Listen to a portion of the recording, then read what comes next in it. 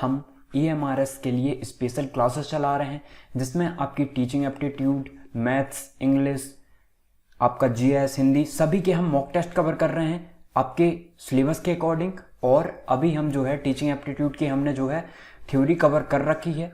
अब हम प्रैक्टिस कर रहे हैं क्वेश्चंस की, अब हम प्रैक्टिस कर रहे हैं, जिससे आपको बहुत ज़्यादा फायदा मिलेगा। और यदि आप स्ट्रेटजी की वीडियो देखना चाहते हैं कि आपको कैसे तैयार करना है सब्जेक्ट को, तो आप वो भी इस चैनल पे जाके देख सकते हैं। आप जब वीडियो में जाएंगे या प्लेलिस्ट में जाएंगे तो आपको हर चीज़ें वहाँ पे मिल जाएंगी। ओके, तो हम जो है अभी ना हम 100 क्वेश्चन जो है हर टॉपिक से कवर कर रहे हैं। मतलब हर एक, यदि हम बात करें कम्युनिकेशन की बात करें हम, ठीक है, या वो आपके इंक्लूसिव एजुकेशन की बात करें, तो हर टॉपिक से हम जो है 100 क्वेश्चन मिनिमम कर रहे हैं, है ना। और हम मैक्सिमम बहुत ज़्यादा करेंगे, लेकिन मिनिमम हमें 100 करना ही है हर टॉपिक से। तो हम ये कर रहे हैं। अब हम ही कर रहे हैं पेडागोजी मिसलिनियस क्वेश्चन, जो कि आपके हर एग्जाम के लिए महत्वपूर्ण है, चाहे वो DSSS हो, CTET हो, UP TET हो।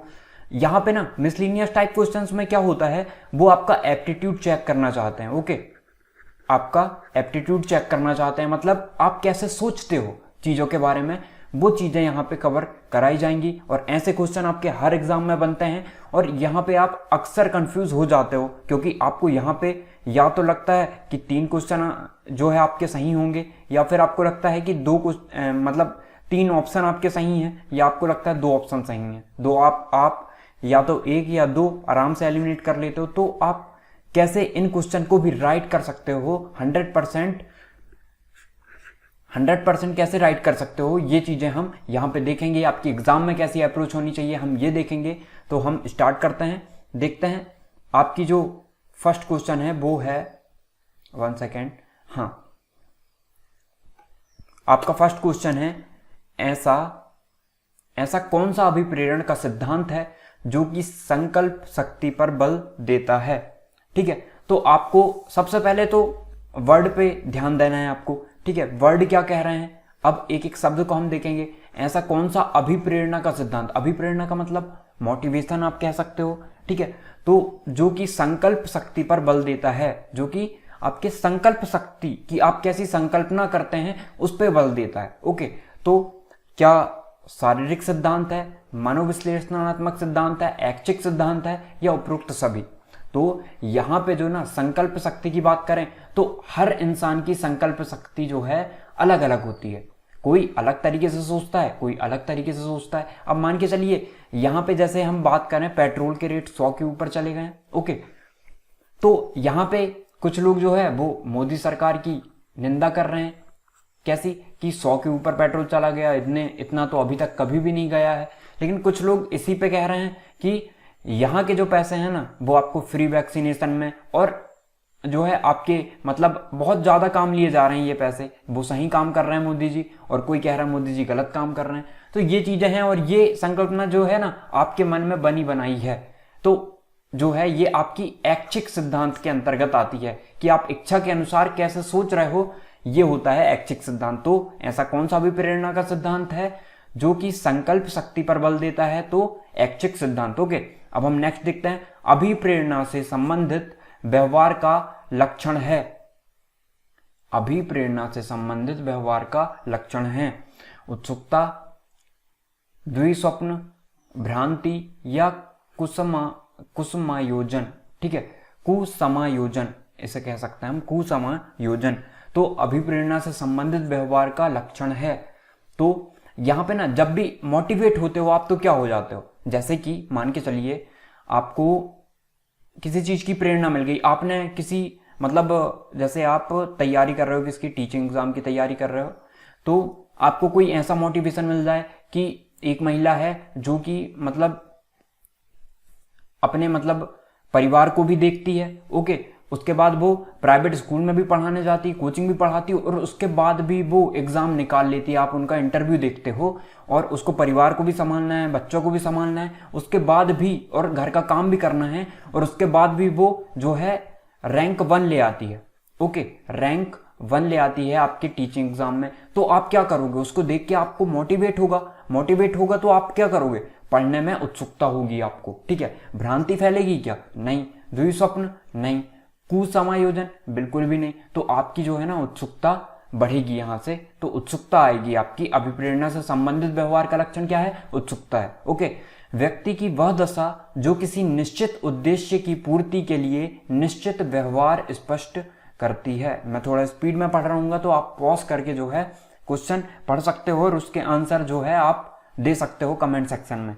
व्यक्ति की वह दशा जो किसी निश्चित उद्देश्य की पूर्ति के लिए निश्चित व्यवहार स्पष्ट करती है। अभिप्रेरक, अधिगम, स्वाधारणा या आदत। ठीक है, तो सब चीजों को हम एक एक करके समझते चलते हैं। सबसे पहले क्या है? व्यक्ति की वह दशा जो किसी निश्चित उद्देश्य की पूर्ति के लिए निश्चित व्यवहार स्पष्ट करती है। मान के चलिए आपका एक निश्चित उद्देश्य क्या है? आपका उद्देश्य है कि जो आपका EMRS एग्जाम है उसको आपको क्वालिफाई करना है। उद्देश्य आपका यही है। अब इसके हिसाब से आप क्या कर रहे हो? इसके हिसाब से निश्चित व्यवहार स्पष्ट कर रहे हो आप। निश्चित व्यवहार मतलब उसके लिए आप मेहनत कर रहे हो, कड़ी मेहनत कर रहे हो। पहले आप क्या करते थे? पहले आप जो है 8 बजे उठते थे, तो आप 6 बजे उठ रहे हो, 6 बजे उठ के तैयारी कर रहे हो। तो यही है कि निश्चित व्यवहार जो है आप स्पष्ट कर रहे हो उस चीज के लिए कि आपने समय बढ़ा दिया पढ़ने का। तो यही चीज है। तो यहां पे क्या हो सकता है? अभिप्रेरक, व्यक्ति की वह दशा जो किसी निश्चित उद्देश्य की पूर्ति के लिए निश्चित व्यवहार स्पष्ट करती है। तो वो क्या है? अभिप्रेरक में करती है। मतलब अधिगम मतलब क्या होता है? सीखना होता है। आदत मतलब आदतें, समझते हो आप। स्वाधारणा मतलब खुद की धारणा। तो यहाँ पे जो कहा गया है वो है अभिप्रेरक। अभिप्रेरक क्या होते हैं? अभिप्रेरक वो होते हैं जो आपको ना, जैसे EMRS का एग्जाम आ गया, ये आपके लिए अभिप्रेरक का काम कर रहा है कि आपको बिल्कुल लेना ही है जॉब। तो ये होता है अभिप्रेरक। इससे आप अपने व्यवहार जो है स्पष्ट करते हो उस चीज के लिए। ओके, नेक्स्ट देखते हैं हम। एक समायोजित व्यक्ति की विशेषता नहीं है। ठीक है, इस चीज को आपको जोर देना है क्योंकि कभी कभी हम पूरा नहीं पढ़ते हैं, विशेषता है पढ़ के और हम कोई भी टिक करके आ जाते हैं तो आपका गलत हो जाता है। तो ऐसा नहीं करना है, आपको पूरा क्वेश्चन पढ़ना है, वो भी ध्यान से पढ़ना है कि नहीं है तो नहीं लिखा वहां पे। एक समायोजित व्यक्ति की विशेषता नहीं है। उत्तरदायित्व की स्वीकृति, उचित संवेगों का प्रदर्शन, व्यक्तिगत उद्देश्यों का प्रदर्शन या दूसरों के साथ संबंध बनाने की योग्यता। तो 4 नंबर का क्या होगा? एक समायोजित व्यक्ति की विशेषता नहीं है। उत्तरदायित्व की स्वीकृति बिल्कुल है। एक समायोजित व्यक्ति जो है वो उत्तरदायित्व लेता है और उसको स्वीकार भी करता है। उचित संवेगों का प्रदर्शन, उचित संवेगों का मतलब क्या होता है? संवेग मतलब जो मैंने आपको बताया था ना, संवेग मतलब होता है भाव, कि जहां पे आपको हंसना है वहां पे आप हंसोगे, जहां पे आपको क्रोधित होना है वहां आप क्रोधित होते हो। अब ऐसा नहीं कि जहां पे आपको हंसना है और वहां पे आप क्रोधित हो जाओ। तो संवेगों का प्रदर्शन भी आपको क्या करना है? उचित जगह में जैसा करना चाहिए वैसा करोगे। तो एक समायोजित व्यक्ति की विशेषता यह भी है आपकी, ये भी हो गई। व्यक्तिगत उद्देश्यों का प्रदर्शन, अब जो एक समायोजित व्यक्ति या दूसरे के साथ संबंध बनाने की योग्यता, ठीक है, या आप हम बात करें कोई समायोजित व्यक्ति है तो वो फ्रेंड सर्कल भी बनाएगा, बिल्कुल स्वाभाविक सी बात है। अब यदि हम बात करते हैं, अब 4 नंबर है आपका, क्या बोल रहा है कि एक समायोजित व्यक्ति की विशेषता नहीं है की बात हो रही है। तो उत्तरदायित्व की स्वीकृति ये भी करता है, उचित संवेगों का प्रदर्शन ये भी करता है जो मैंने आपको बता दिया, व्यक्तिगत उद्देश्यों का प्रदर्शन, ठीक है, ये नहीं करता है। जो इसकी विशेषता ना ये नहीं है, व्यक्तिगत उद्देश्यों का प्रदर्शन जो है वो नहीं करता है ना। तो आपका जो राइट आंसर होगा वो क्या होगा? आपका राइट आंसर होगा C नंबर। ओके, अब हम नेक्स्ट देखते हैं। अब हमारा नेक्स्ट क्वेश्चन है, समायोजन दूषित होता है, ठीक है, कुष्ठा से, संघर्ष से, उपरोक्त दोनों से या धन से। तो समायोजन मतलब क्या होता है? एडजस्टमेंट आप बोल सकते हो या सामंजस्य बोल सकते हो, ठीक है। तो मान के चलिए हम 2 बच्चे हैं, ठीक, 2 बच्चे हैं, तो समायोजन दूषित कब होगा? ये दोनों से एडजस्टमेंट की बात करें हम, कब बनाना छोड़ देंगे या दूषित होगा इससे, ठीक है। फर्स्ट कुष्ठा से, मतलब वो किसी प्रकार का रोगी हो, ठीक है, या संघर्ष से, मान के चलिए ये बच्चा संघर्ष ज्यादा कर रहा है और ये बच्चा कम कर रहा है, ठीक है, तो वो अपने आप में सामंजस्य नहीं बना सकेंगे। ओके, अब या उपरोक्त दोनों से या धन से, यदि हम कहें एक प्रकार से यदि धन की बात करें हम, तो धन यदि किसी का ज़्यादा है, तो यदि अब ये उसके नेचर पे बात कर रही है, नेचर पे डिपेंड करता है कि यदि किसी के पास धन ज़्यादा होता है तो भी वो एक दूसरे में सामंजस्य बना के रखते हैं, और कभी कभी ये भी कंडीशन बन जाती है कि किसी के पास धन मतलब रहता है और वो दूसरों से नीची नज़र से देखता है, सामंजस्य नहीं बनाता है। तो धन हर कंडीशन में आपका सही नहीं बैठ रहा है, इसलिए हम सही आंसर किसे लगाएंगे? उपरोक्त दोनों। ओके, अब हम नेक्स्ट देखते हैं। उपरोक्त का मुख्य नियम है, अधिगम का मुख्य नियम है आत्मीकरण, मनोवृत्ति, बहुप्रतिक्रिया या तत्परता। ठीक है, 6 नंबर आपको बताना है कि अधिगम जो है सीखना, अधिगम मतलब क्या होता है? सीखना का मुख्य नियम है, क्या है? सीखना का मुख्य नियम जो है तत्परता है। यदि आप तत्परता नहीं दिखाओगे ना, तो आप आत्मीकरण भी रहो, मनोवृत्ति भी आपकी सही रहे, और बहुप्रतिक्रिया मतलब आप कितनी भी प्रतिक्रिया करने वाले हो, मतलब आप अन्य प्रकार से कुछ भी कर लो, ठीक है, लेकिन सबसे बड़ी चीज है तत्परता। यदि ये नहीं है तो अधिगम आपका नहीं हो पाएगा, इसलिए अधिगम का मुख्य नियम क्या है? तत्परता। ओके, नेक्स्ट देखते हैं हम। व्यक्ति अपना संतुलन स्थापित करने में समर्थ होता है। ठीक है, व्यक्ति अपना संतुलन स्थापित करने में समर्थ होता है। तो आपका ए ऑप्शन है, उद्देश्यों में परिवर्तन करके, विश्लेषण, ठीक है, विश्लेषण है, ये टाइपिंग मिस्टेक होगी, विश्लेषण व निर्णय द्वारा, बाधाओं का समाधान के द्वारा, या उपरोक्त में से कोई नहीं। व्यक्ति अपना संतुलन स्थापित करने में समर्थ होता है उद्देश्यों में परिवर्तन करके, वो जो है व्यक्ति अपना संतुलन स्थापित करने में समर्थ होता है। मतलब मान के चलिए कोई बच्चा 10th क्लास का है, ठीक है, कोई बच्चा 10th क्लास में है, मान के चलिए वो 10th क्लास में पहुंचा है, उसने 9th तक जो है हिंदी मीडियम में पढ़ाई की है। ओके, अब वो आ गया इंग्लिश मीडियम में, इंग्लिश मीडियम में आ गया तो क्या बनाना है? उसको संतुलन बनाना है अपनी क्लास के साथ, ठीक है, कि वो जो है अच्छे से संतुलन बना सके। तो उद्देश्यों में परिवर्तन करके, क्या वो उद्देश्य क्या है? कोई इंसान पढ़ रहा है तो उसका उद्देश्य क्या है? उसको पूरी अपनी पढ़ाई कंप्लीट करना और कुछ अच्छा बनना पढ़ के, ठीक है, ये है। या अभी की कंडीशन में उसको ये है कि 10th पास करना, और जब वो हिंदी मीडियम में रहता तब भी उसका यही उद्देश्य रहता। तो उद्देश्य में कोई परिवर्तन आया है? नहीं।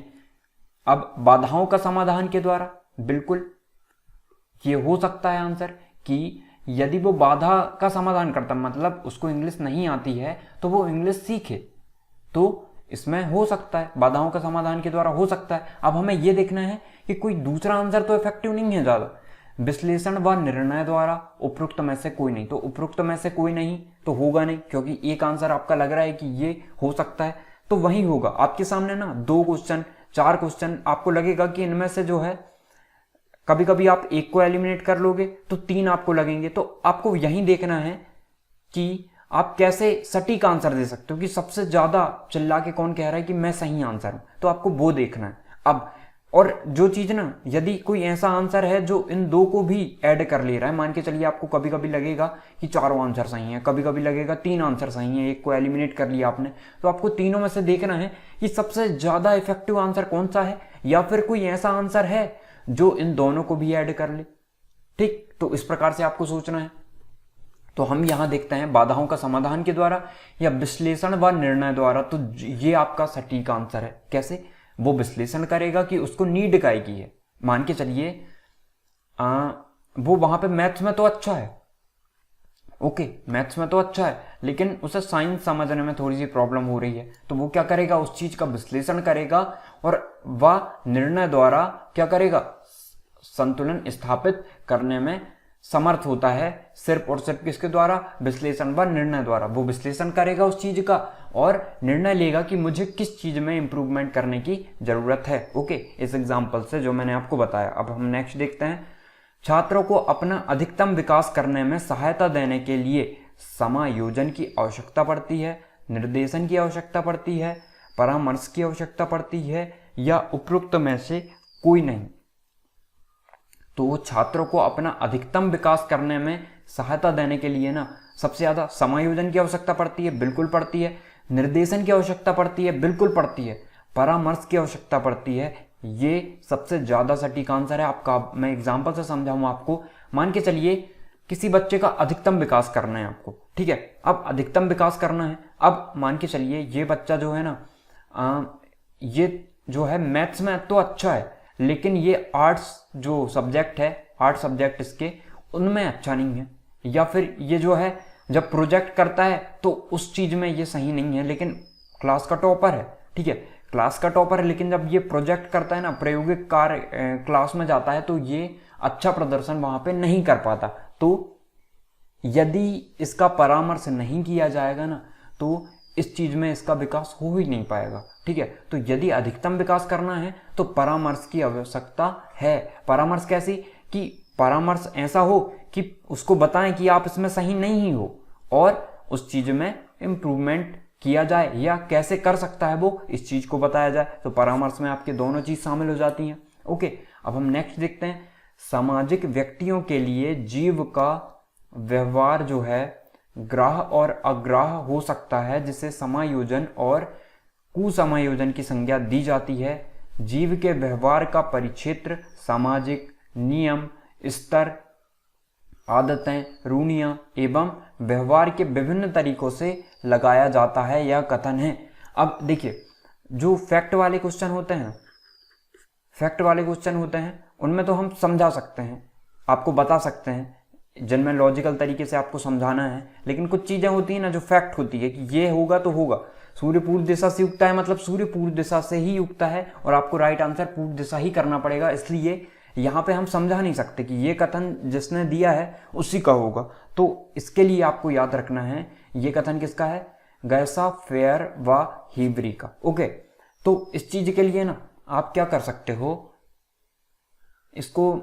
इसके लिए मैंने आपको बार बार बताया कि जैसे ही हमारे सेशंस एंड होते हैं, उसके बाद जो वैज्ञानिक के इंपॉर्टेंट है ना, जिन इंपॉर्टेंट कथन है, उनको मैं अलग से ट्रिक्स से बता दूंगा आपको। कि मान के चलिए यदि समाज जहां पे आ जाता है ना, समाज की बात जहां पे हो रही होगी आपकी, तो वहां पे ना वाइगोत्स्की आने के चांसेस ज्यादा होते हैं। वाइगोत्स्की 99% ऐसा चांस आएगा कि जहां पे समाज आ रहा है वहां पे वाइगोत्स्की आएगा। ओके, तो इस टाइप से मैं आपको समझाऊंगा वहां पे ट्रिक के द्वारा, लिंकिंग वर्ड के द्वारा, तो आप वहां पर उनको देख सकते हो। सुधारात्मक शिक्षण उपयोगी है सामान्य बालकों के लिए, अध्यापकों के लिए, अभिभावकों के लिए, असामान्य बालकों के लिए। तो 10वें का आपको बताना है। अब देखिए, सामान्य बालकों के लिए क्या सुधारात्मक शिक्षण उपयोगी है? जो सामान्य है उनके लिए सुधार करने की जरूरत है। सामान्य मतलब की बात करें हम, कोई मंद बुद्धि बालक हो गया, ठीक है, तो वो विशिष्ट बालक के अंतर्गत आएगा, या कोई टॉपर बालक हो गया वो भी विशिष्ट बालक के अंतर्गत आएगा।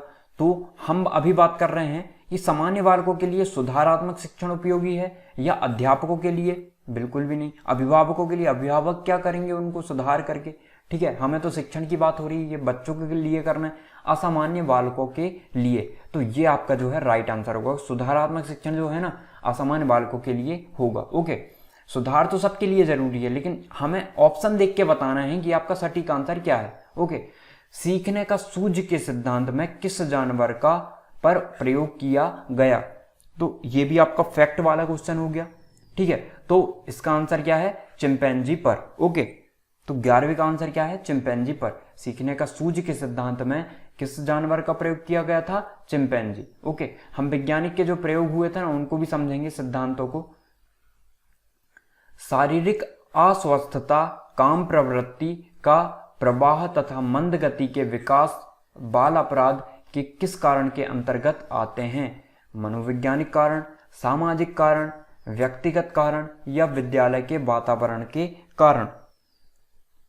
तो यहां पे ना शारीरिक अस्वस्थता की बात करें, काम प्रवृत्ति, प्रवाह व मंद गति, तो ना ये मान के चलिए ये उसके अंदर से आती ये चीजें। अब दोनों बच्चे मान के चलिए 2 भाई हैं, एक ही घर में रह रहे हैं, एक ही स्कूल में पढ़ रहे हैं, लेकिन उनमें से जो है एक बीमार रहता है बहुत ज्यादा। तो इसमें उसकी उस व्यक्तिगत कारण है, या फिर ये उनके परिवार का कारण हो गया, उनके विद्यालय का कारण हो गया? नहीं, ये तो व्यक्तिगत कारण हुआ ना, तो इसलिए आपका राइट आंसर क्या होगा, 12वां। ओके, अब नेक्स्ट देखते हैं हम। जटिल बालकों के 2 प्रकार किस विद्वान द्वारा बताए गए हैं? तो इसका आंसर बताना है आपको, वर्ड द्वारा, फ्रायड द्वारा, स्किनर द्वारा, या इनमें से कोई नहीं। तो इसका जो राइट आंसर है वो स्किनर के द्वारा। ये भी फैक्ट वाला क्वेश्चन है जो मैंने आपको पहले बताया। इनके लिए आपको तो आप याद करना चाहो बार बार पढ़ोगे तो भी याद रहेगा, या फिर ट्रिक से जो मैं बताऊंगा आप वो भी देख सकते हो। ओके, प्रतिभाशाली, यहाँ पे मिस्टेक है टाइपिंग, बालकों की शिक्षण विधि है प्रतिभाशाली बालकों की शिक्षण विधि है गति, विशिष्ट दोष में आप देख लीजिएगा यहाँ टाइपिंग मिस्टेक है, संपन्नीकरण या उपयुक्त सभी। तो प्रतिभाशाली जो बालक है ना, बालकों की शिक्षण विधि आप कैसी करोगे, जो 14 का आपको बताना है आंसर क्या होगा। गति, प्रतिभाशाली जो बालकों की शिक्षण विधि है उसे आप जो है फर्स्ट ऑप्शन है हमारा गति, शिक्षण विधि कैसी रखना है आपको, गति रखना है, विशिष्ट दोष रखना है, या फिर संपन्नीकरण या उपयुक्त सभी। तो देखिए एक एक चीज को मैं आपको समझाते चलता हूँ। गति के मतलब प्रतिभाशाली जो बालक हैं उनको गति का मतलब ऐसा नहीं कि स्पीड से पढ़ाना, ऐसा कि प्रश्नावली जो है ना उसको आप जल्दी समाप्त कर सकते हो, स्पीड से पढ़ाना नहीं। आप मान के चलिए 10 क्वेश्चन है किसी में तो आप 3 समझाओगे विशिष्ट बालकों को, प्रतिभाशाली बालकों को, विशिष्ट नहीं प्रतिभाशाली बालकों को, तो वो जल्दी सीख जाएंगे। मतलब ये हो गई गति कि आपने सिर्फ 3 क्वेश्चन करवाया और आपका टॉपिक एंड हो गया, तो आप गति से चल रहे हो। लेकिन यदि सारी क्लास हो, सामान्य बच्चे हों, मंदबुद्धि भी हों, तो वहां पे आप ना 3 क्वेश्चन में नहीं करवा सकते, कभी कभी आपको पूरे क्वेश्चन करवाना पड़े, ऐसा भी हो सकता है। तो गति बिल्कुल शिक्षण विधि में गति कर सकते हैं हम प्रतिभाशाली बालकों के।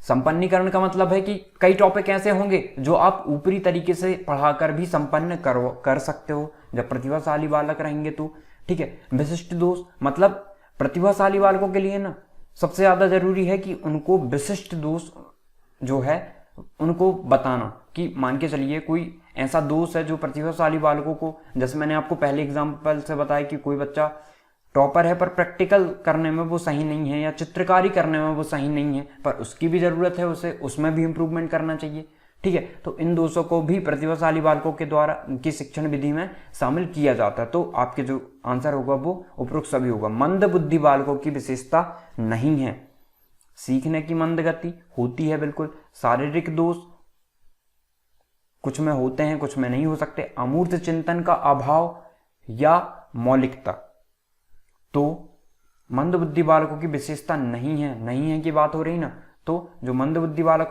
होते हैं ना वो मौलिक नहीं होते, तो हम कह सकते हैं उनमें मौलिकता की कमी होती है, बाकी सारी चीजें उनमें हो सकती है। अमूर्त चिंतन का अभाव ये भी होता है, शारीरिक दोष हो सकता है, नहीं भी हो सकता, लेकिन जो मंद बुद्धि होते हैं उनमें माना जाता है कि शारीरिक दोष है तभी वो मंद बुद्धि है। ओके, तो आपका राइट आंसर क्या होगा, मौलिकता। ओके, हमें क्या बताना था, नहीं है, तो मौलिकता उनमें नहीं होती। नेक्स्ट देखते हैं हम, शिक्षण और अधिगम है एक सिक्के के 2 पहलू। शिक्षण से अधिगम तथा अधिगम से शिक्षण की प्राप्ति होती है, या दोनों आपके जो है गत्यात्मक प्रक्रियाएं हैं, साथ साथ चलती हैं हम कह सकते हैं, या उपरोक्त सभी। तो हम कहें शिक्षण और अधिगम, सिखाना, ठीक है। अधिगम मतलब सीखना और शिक्षण मतलब सिखाना, सीखना और सिखाना, सिखाओगे तभी सीखेंगे। एक सिक्के के 2 पहलू बिल्कुल साथ साथ चलते हैं। शिक्षण से अधिगम तथा अधिगम से शिक्षण की प्राप्ति होती है, बिल्कुल होती है। दोनों गत्यात्मक प्रक्रिया साथ साथ चलती हैं, ये भी बिल्कुल सही है। इसलिए आपका जो राइट आंसर है वो उपरोक्त सभी होगा। निम्न में से अधिगम की विधि है, निम्न में से अधिगम की विधि है अवलोकन विधि, करके सीखना, सुप्त अधिगम व सामूहिक विधि, उपरोक्त सभी। तो आपका अवलोकन विधि के द्वारा भी अधिगम होता है, करके सीखते हो आप तब भी अधिगम हो रहा है आपका। सुप्त अधिगम या सामूहिक विधि द्वारा सीखते हो तो भी अधिगम हो रहा है, इसलिए आपका राइट आंसर उपरोक्त सभी होगा। ओके, अब हम नेक्स्ट देखते हैं। हमारा नेक्स्ट क्वेश्चन है, बालक को सीखने के समय ही जिस क्रिया को सीखना होता है टेप रिकॉर्डर पर रिकॉर्ड करके उसका संबंध मस्तिष्क होगा, नहीं मस्तिष्क नहीं हो सकता, यहाँ पे जो भी होगा मैं आपको बता दूंगा, से कर दिया जाता है, यह कथन है, ठीक है। तो इसको मैं समझा देता हूं आपको कि बालक को सीखने के ही समय जिस क्रिया को सीखना होता है, मान के चलिए कोई बालक है, उसे इस समय कुछ चीजें सिखाना है, तो हमने क्या किया, हमने टेप रिकॉर्डर पर रिकॉर्ड करके उसका संबंध जो है क्लास में कर दिया, मतलब वो चीज उनको मान के चलिए आज उन्हें जो है ना, आज उन्हें सिखाना था आज हमें उन्हें जो है मैथ सिखाना था, मैथ्स का कोई टॉपिक सिखाना था, या हम कह सकते कोई कहानी बतानी थी। ठीक है, कहानी बतानी थी कुछ, तो कहानी बताने के लिए हमने क्या किया, टेप रिकॉर्डर में रिकॉर्ड करके कहानी को उस टाइम में चला दी और हम कहीं पे चले गए। ठीक है, हम कहीं पे चले गए क्योंकि हमें कहीं जाना था, तो हमने टेप रिकॉर्डर में रिकॉर्ड करके उसका संबंध क्लास में कर दिया बच्चों से। तो क्या हुआ यहाँ पे, अनुकरण द्वारा सीखे बच्चे। अनुकरण द्वारा सीखना मतलब कि टीचर जो सिखा रहे हैं उसका अनुकरण करना और सीखना। तो ये हो रहा है यहाँ पे, नहीं हो रहा है। सामूहिक विधियां हो रही है, नहीं हो रही है। कोई एक चीज बोल रहा है ना, मतलब टेप रिकॉर्डर बस बोल रहा है और सारे बच्चे सुन रहे हैं, तो सामूहिक विधि भी नहीं है। सुप्त विधि या उपरोक्त सभी तो हो नहीं सकता, क्योंकि ये कट गई आपकी। अनुकरण द्वारा सीखना, ये भी कट गया। अनुकरण द्वारा सीख सकते हो आप रेडियो से, बिल्कुल मान के चलिए एक्सरसाइज सिखा रहे हैं तो आप जो बोल रहे हैं वो उनको अनुकरण करके सीख सकते हो। लेकिन ये ज्यादा कैसा सही रहेगा कि कोई आपको करके बताए, वो ज्यादा बेटर रहता है अनुकरण द्वारा सीखना। तो ये कैसी है, सुप्त अधिगम। सुप्त मतलब स्थिर कह सकते हैं जिसे हम। ठीक है, तो सुप्त अधिगम माना जाता है इसे। ओके, आई होप कि आपको समझ में आ गया होगा। हम नेक्स्ट चलते हैं। व्यक्तिक विभिन्नता का मुख्य कारण निम्नलिखित में से है। वंशानुक्रम का प्रभाव, वातावरण का प्रभाव, रुचियों के अनुकूल, क्षमताओं के प्रतिकूल। आपका 19वें का आंसर आपको बताना है। ठीक है, व्यक्तिक विभिन्नता जो है चैप्टर मैंने बहुत अच्छे से समझाया है आपको, और मुझे लगता है कि मैंने 2 या 3 चीजें आपको 2-3 वीडियो बताई हैं आपको। ठीक है, व्यक्तिक विभिन्नता के बारे में, तो ये तो आपको आना ही चाहिए। व्यक्तिक विभिन्नता मतलब क्या होता है, का मुख्य कारण निम्नलिखित में से है। वंशानुक्रम का प्रभाव व्यक्तिक विभिन्नता में होता है। वातावरण, इसमें क्या बताया, व्यक्तिक विभिन्नता का मुख्य कारण निम्नलिखित में से है। वंशानुक्रम का प्रभाव, वातावरण का प्रभाव, रुचियों के अनुकूल या क्षमताओं के प्रतिकूल। ठीक है, तो ये जो है आपको कमेंट सेक्शन में बताना है। ओके, क्योंकि इसको मैंने बहुत अच्छे से डीपली आपको पढ़ाया है, तो इस चीज के लिए आपको कमेंट सेक्शन में देना है कि आप कितने एक्टिव हैं, इससे ये चीजें पता चलेगी। ओके, अंधे बालकों को शिक्षण दिया जाता है दृश्य श्रव्य सामग्री द्वारा। तो जो अंधे बालक हैं, क्या उनको दृश्य सामग्री द्वारा पढ़ा सकते हैं हम, तो नहीं, ये एलिमिनेट हो गया। टंकण द्वारा, नहीं। ब्रेल पद्धति द्वारा, बिल्कुल सही। ब्रेल लिपि कैसी होती है, उभरे अक्षर होते हैं आपके, उभरे अक्षर होते हैं जहां से वो उनको छू कर महसूस करके पढ़ाई करते हैं। ओके, तो ब्रेल पद्धति द्वारा। ओके, अब हम नेक्स्ट देखते हैं। मनोविज्ञान के अनुसार निम्न विधि काम में लाई जा सकती है। मनोनाटकीय विधि, मनोविज्ञान के अनुसार बोल रहा है, तो मनोनाटकीय विधि, समाज नाटकीय विधि या अनुदेशिक विधि या उपरोक्त सभी। तो मनोविज्ञान अब आपको ना सबसे, मनोविज्ञान है ये, मनोविज्ञान के अनुसार निम्न विधि काम में लाई जा सकती है। तो मनोविज्ञान के द्वारा, साइकोलॉजी के द्वारा आपको पता चलता है कि जब हम मनोनाटकीय विधि मतलब नाटक के द्वारा चीजों को बताते हैं तो वो जल्दी सीखते हैं। समाज नाटकीय विधि, समाज में जब नुक्कड़ नाटक होते हैं ना, तो समाज में ही वो चीजें होती हैं। ठीक है, जैसे रामायण हो गई, तो इसका भी नाटक होता है ना। तो नाटक के द्वारा प्रदर्शित करते हैं, जिससे साइकोलॉजी ये बोलती है कि उसके तरफ ज्यादा आकर्षित होते हैं बच्चे। तो जब 2 राइट हो गए ना, तो आप आसानी से लगा सकते हो उपरोक्त सभी होगा। ओके, तो इस टाइप से आपको करना है। अब हम नेक्स्ट देखते हैं। प्रतिभाशाली बालकों की समस्या है गिरोहों में शामिल होना, अध्यापन विधियां, स्कूल विषयों और व्यवसायों के चयन की समस्या या उपरोक्त सभी। तो गिरोहों में शामिल, अब आपको लगेगा जब भी उपरोक्त सभी आता है ना, तब उपरोक्त सभी बिल्कुल राइट हो गया, आंख बंद करके ये लगा दो, तो ऐसा नहीं करना। मैंने आपको पहले भी ऐसे बहुत से एग्जाम्पल से बताया है कि उपरोक्त सभी जब आता है, और कभी कभी ऐसा नहीं होता कि हर बार उपरोक्त सभी आए, लेकिन 90% चांसेस ऐसे बनते हैं जहां पे उपरोक्त सभी आपका राइट आंसर होता है जब भी आ जाए। तो यहां पर देखते हैं हम क्या होता है। उपरोक्त में जो है यहाँ पे क्या है, गिरोह में शामिल होना, प्रतिभाशाली बालकों की समस्या है गिरोहों में शामिल होना, अध्यापन विधियां, गिरोह मतलब समूहों में कह सकते हैं हम। ठीक है, समूहों में अध्यापन विधियां, स्कूल विषयों और व्यवसायों के चयन की समस्या, प्रतिभाशाली बालकों की समस्या है उपरोक्त सभी। तो देखिए, प्रतिभाशाली बालक जो होते हैं ना, वो गिरोह में शामिल होते हैं, बिल्कुल होते हैं। अध्यापन विधियां, प्रतिभाशाली बालक की समस्या है, समस्या बतानी है हमें, वो गिरोह में शामिल होते हैं।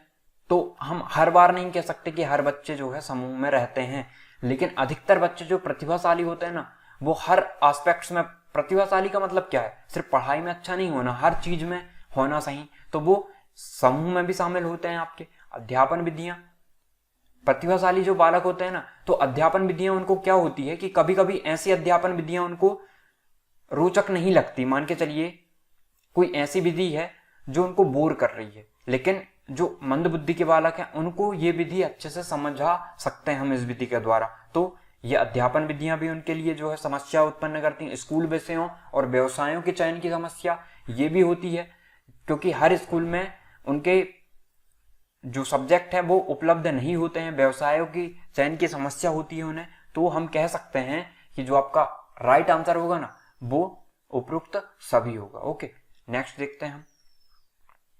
बालक के लिए मानसिक स्वास्थ्य के विकास के लिए पाठ्यक्रम होना चाहिए। बालक के लिए मानसिक स्वास्थ्य के विकास के लिए पाठ्यक्रम होना चाहिए। अत्यधिक बोझिल, बिल्कुल नेगेटिव हो गया ये तो। अत्यंत सरल, रुचियों के अनुकूल, क्षमताओं के प्रतिकूल। तो बिल्कुल आसान है, आपको देख के ही समझ में आ रहा है कि आपका राइट आंसर क्या होगा। बालकों के लिए ना मानसिक स्वास्थ्य के विकास के लिए, मानसिक स्वास्थ्य का मतलब वो मन से कैसे स्वस्थ रह रहा है। अब कोई चीज आपके अंदर बोझ डाल दो उसके अंदर, तो वो मानसिक तरीके से क्या उसको सहन कर पाएगा कि आपने बहुत ज्यादा होमवर्क दे दिया, तो क्या उसको वो कर पाएगा कंप्लीट? नहीं कर पाएगा। इसलिए अत्यधिक बोझिल तो होना ही नहीं चाहिए। अत्यंत सरल, अत्यंत सरल, अब देखिए हर बच्चों की मानसिक स्थिति अलग अलग होती है। अब मान के चलिए आपने बहुत सरल दे दिया तो उनमें बोरियत महसूस हो गई, कोई रोचकता ही नहीं आ रही कि इसे हमें सॉल्व करना है, ठीक है, तो ये भी नहीं होना चाहिए। कुछ एस्पेक्ट में हम कह सकते हैं कि ये सही है, लेकिन हर बार ये सही नहीं है। अत्यंत सरल भी नहीं, रुचियों के अनुकूल, बिल्कुल राइट आंसर आपका क्या होगा? C number. रुचियों के अनुकूल यदि आप दोगे, कि उनकी रुचि के हिसाब से आप दोगे ना, तो वो है बालक के लिए मानसिक स्वास्थ्य के विकास के लिए पाठ्यक्रम होना चाहिए। तो पाठ्यक्रम कैसा होना चाहिए? उनके रुचियों के अनुकूल, क्षमताओं के प्रतिकूल। यदि क्षमताओं के अनुकूल भी होता तो ये भी राइट आंसर होता आपका, लेकिन प्रतिकूल कहा है तो ये तो बिल्कुल भी नहीं हो सकता। नेक्स्ट देखते हैं हम।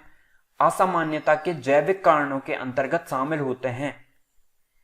असामान्यता के जैविक कारणों के अंतर्गत शामिल होते हैं वंशानुक्रम व शरीर संरचना, अंतःस्त्रावी होगा, ग्रंथियों का प्रभाव, जन्मजात व अर्जित दोष, या उपरोक्त सभी असमानता के जैविक कारण के अंतर्गत शामिल होते हैं। तो असमानता के कारण ना, इनमें आप कह सकते हो कि वंशानुक्रम व शारीर संरचना ये भी असमानता का कारण है, अंतःस्त्रावी ग्रंथियों का प्रभाव ये भी, जन्मजात व अर्जित दोष जो हैं वो भी असमानता के कारण है जैविक कारणों में। तो उपरोक्त सभी आपका राइट आंसर होगा। मौलिकता का गुण पाया जाता है प्रतिभाशाली बालकों में, सृजन बालकों में, धनी परिवार के बालकों में, शिक्षित माता पिता के बालकों में। ओके, तो 25वें का आंसर आपको बताना है क्या होगा, प्रतिभाशाली बालकों में, मौलिकता, या सृजन बालकों में। तो आपका जो राइट आंसर होगा ना, वो होगा सृजन बालकों में। ओके, अब सृजन बालकों में कैसा? प्रतिभाशाली बालकों में भी तो हो सकता है। तो ये आपके मन में क्वेश्चन उठना चाहिए, तो इसका जवाब आपको कमेंट सेक्शन में देना है। क्यों? ओके, हर बात का मैं क्यों बता रहा हूं आपको कि ये ऑप्शन क्यों आ रहा है, ये ऑप्शन क्यों नहीं आ रहा है, ठीक है। यदि ये राइट है तो ये बाकी के 3 ऑप्शन क्यों नहीं आ रहे हैं, तो इस चीज का आपको आंसर वहां पे देना है कि धनी परिवार के बालक भी तो हो सकते हैं ना मौलिक, शिक्षित माता पिता के बालकों में भी तो हो सकता है मौलिकता का गुण, ठीक।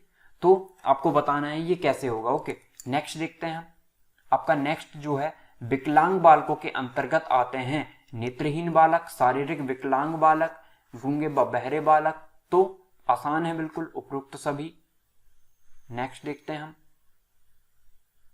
विद्यालय में बालकों के मानसिक स्वास्थ्य को कौन सा कारक प्रभावित करता है?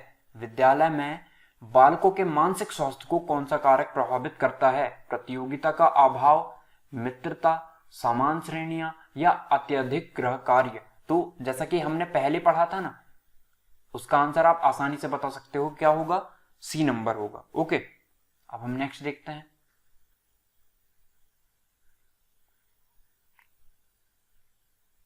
एक बालक प्रतिदिन कक्षा से भाग जाता है, वह बालक है सामान्य बालक, पिछड़ा बालक, विकलांग बालक या असमायोजित बालक। आप किस कैटेगरी में उसे रखोगे?